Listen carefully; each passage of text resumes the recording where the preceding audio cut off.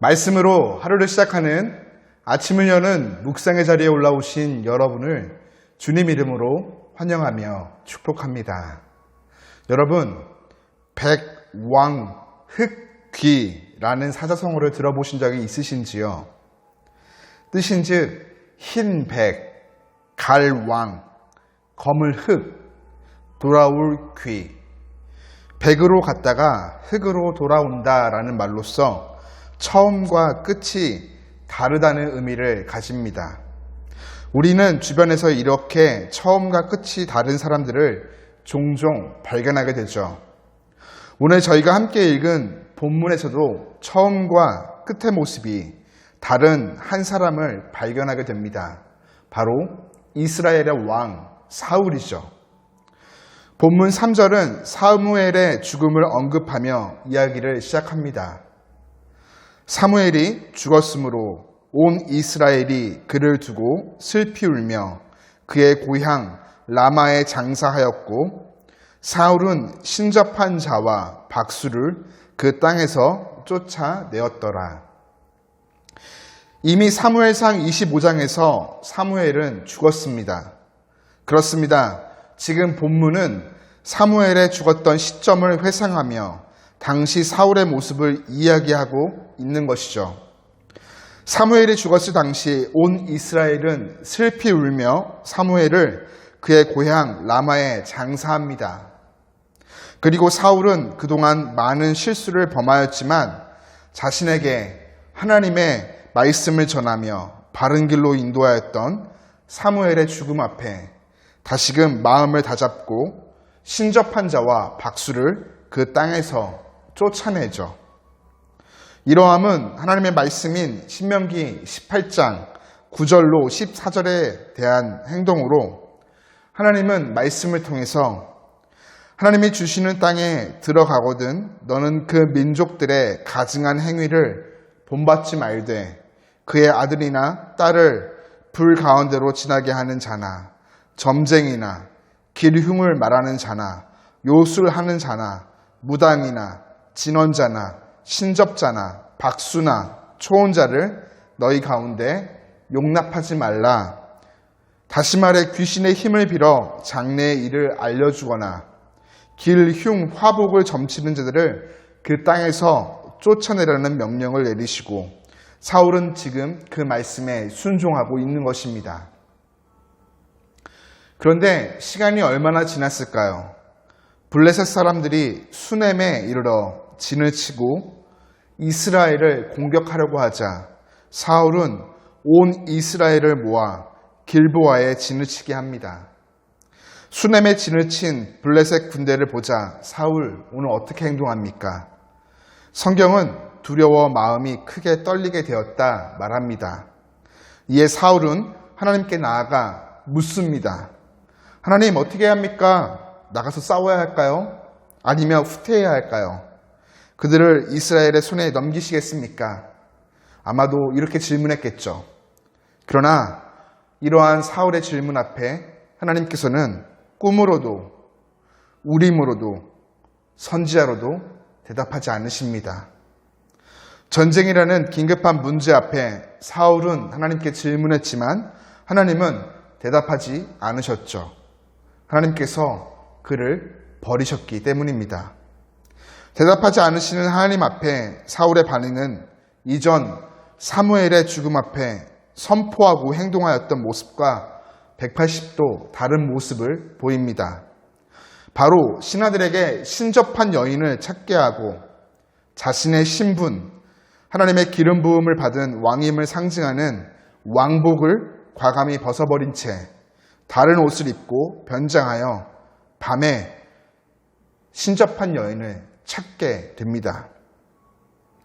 전쟁의 다급함 앞에서 하나님의 어떤 대답도 듣지 못하게 된 사울. 그 앞에 자신이 누구이며 어떤 신분인지, 자신이 불과 얼마 전 어떻게 행동했는지 다 잊어버린 채 적이 있는 지역을 뛰어넘어 신접한 여인에게로 향하고 있는 것입니다. 그리고 신접한 여자 앞에 죽은 사무엘을 불러내어 전쟁에 관한 조언과 자신이 행할 일들을 알려달라 말합니다. 사울이 오늘 요구하는 이러한 주술적인 행위는 이방인, 좀 더 구체적으로는 블레셋 족속이 행하던 관습으로 이미 널리 악한 것으로 인식되었던 것이었습니다. 하나님이 금하신 행동이었죠. 사울은 하나님의 규례를 어기고 하나님이 가장 싫어하시는 악한 일을 범하고 있는 것입니다.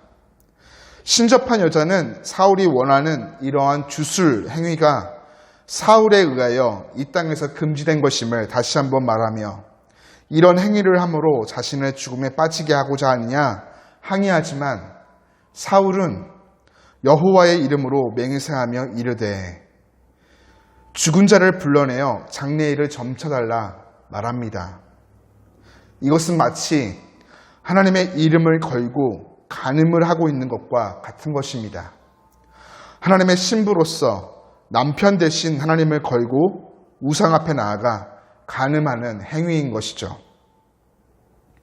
사울의 이러한 모습, 자신이 선포했던 하나님의 규례를 정작 자신의 삶에 적용하지 못했기 때문입니다.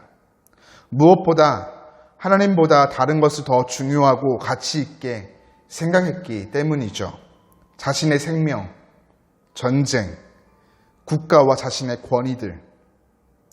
그가 하나님의 이름을 부름은 사실상 하나님의 뜻을 구하여 그 뜻대로 살며 영광을 돌리기보다 자신의 만족과 유익을, 자신의 견고한 자리를 지키기 위함이었습니다.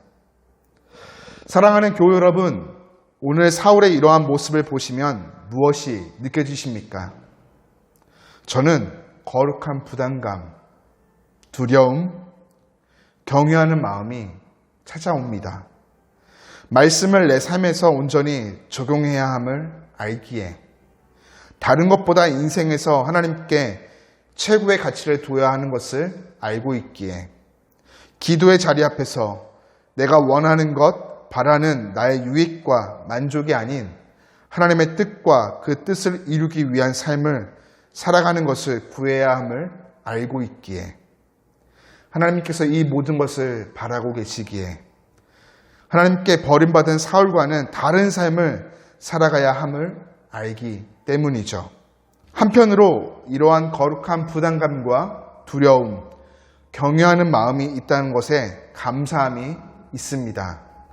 이런 마음이 있다는 것은 우리 안에 성령께서 계속해서 변화시키시고 하나님이 원하시는 방향으로 인도하길 원하고 계신다는 것을 뜻하기 때문이죠. 하나님을 알고 그 말씀을 듣고 아멘으로 화답하며 나아가며 우리는 날마다 어떻게 하면 우리의 고백과 선포대로 살아갈 수 있을까? 실제 삶의 모습이 얼마나 일치할 수 있을까? 사울과 같은 삶 살지 않기 위해서 어떻게 해야 될까? 고민과 부담 앞에 서게 됩니다. 그러나 여러분, 염려하지 마십시오. 하나님께서 우리와 함께 하시며 우리를 도우십니다. 우리에게는 약속하신 성령이 함께 하심으로, 말씀하시고 알려주심으로 바른 길로 인도하여 주십니다. 그렇게 우리는 더욱 깨어서 하나님의 음성을 잘 듣고 그 음성 앞에 겸손히 순종해야 하겠습니다. 결과적으로 사울, 오늘 하나님께서 자신을 버리셨다는 것을 다시 한번 자신이 찾아온 신접한 여자를 통해서 듣게 되어집니다. 그리고 내일 사울과 그의 아들들이 죽임을 당하게 될 것도 듣게 되므로 엎드려지게 되죠. 이런 결과가 사울에게 주어진 원인을 가리켜 성경은 18절을 통해 이렇게 말합니다.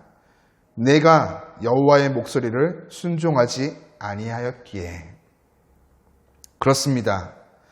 사울의 시작은 기름 부은 왕으로 하나님을 따르는 삶, 그 말씀에 순종하는 삶이었지만 그 끝은 하나님이 원하시는 삶이 아닌 자신의 뜻 가운데 순종하며 나아가는 삶, 하나님을 떠나는 삶,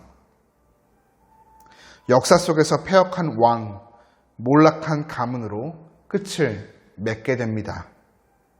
순종, 사실 쉽지 않습니다. 어쩌면 너무나도 쉽기에 더욱더 어렵게 느껴질 수도 있겠습니다. 오늘 말씀과 같이 우리는 하나님 말씀 앞에 순종하는 삶 살아가야 하겠습니다. 순종이 제사보다 낫고 듣는 것이 순양의 기름보다 낫다는 말씀이 있습니다. 하나님이 원하시는 것은 하나님의 뜻과 영광을 위하여 오늘 하루의 삶에서 하나님의 음성 앞에 귀 기울이고 겸손히 순종하는 삶입니다. 하나님은 그 속에서 우리에게 참된 기쁨과 은혜를 풍성히 베풀어 주시며 우리의 발걸음을 안보하여 인도하여 주십니다. 사랑하는 교회 여러분, 순종합시다. 쉽지 않을지라도 계속해서 성령 안에서 하나님 말씀 앞에 순종하기를 날마다 결단하며 성령의 능력을 힘입어 실천하며 나아갑시다.